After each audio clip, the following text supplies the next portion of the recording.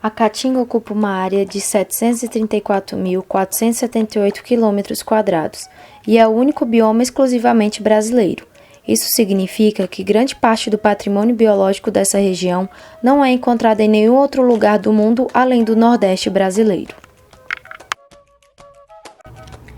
Geomorfologicamente, a Caatinga é limitada a leste e a oeste pelas florestas atlântica e amazônica, respectivamente, e ao sul pelo cerrado, cobrindo assim a maior parte dos estados do Piauí, Ceará, Rio Grande do Norte, Paraíba, Pernambuco, Alagoas, Sergipe, Bahia e a parte nordeste de Minas Gerais, no Vale do Jequitinhonha. A precipitação média anual varia entre 240 e 1.500 ml, mas metade da região recebe menos de 750 ml e algumas áreas centrais menos de 500. A maioria das chuvas na Caatinga são concentradas em 3 meses consecutivos, apesar da alta variação anual.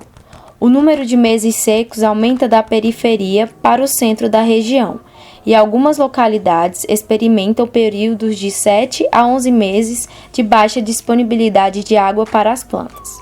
A Caatinga é também caracterizada por um sistema de chuvas extremamente irregular de ano para ano, o que resulta em secas severas.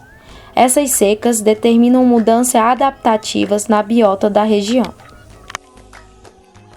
O termo Caatinga é de origem tupi e significa mata branca, referindo-se ao aspecto da vegetação durante a estação seca, quando a maioria das árvores perde as folhas e os troncos esbranquiçados e brilhantes dominam a paisagem, que é denominada por uma vegetação arbustiva, ramificada e espinhosa, com muitas euforbiáceas, bromeliáceas e cactáceas. Existem muitos gêneros endêmicos de cactácea, como Leucereus e Tacinga.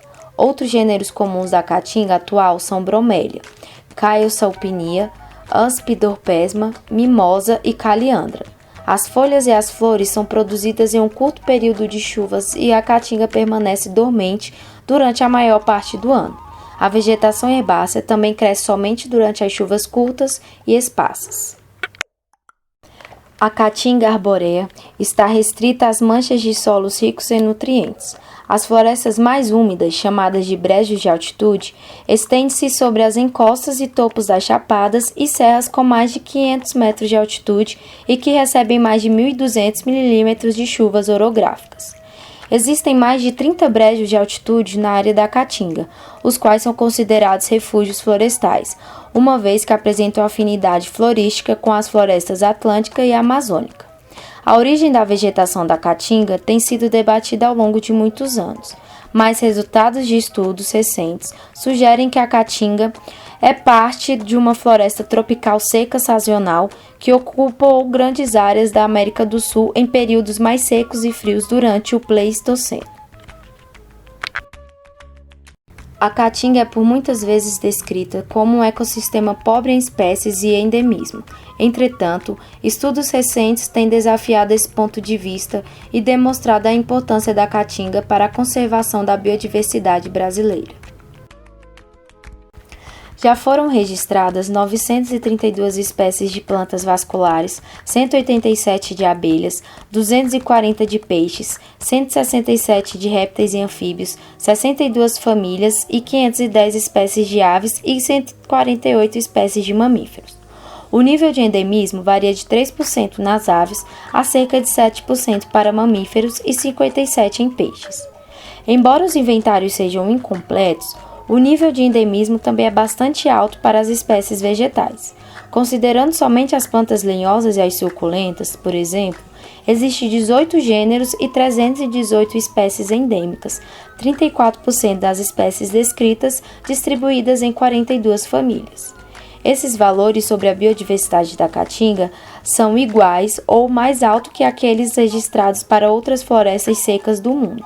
Mas o número real de espécies na Caatinga é provavelmente ainda maior, uma vez que boa parte da região não foi ainda investigada. Mas a importância da Caatinga não se limita à sua elevada biodiversidade e inúmeros endemismos.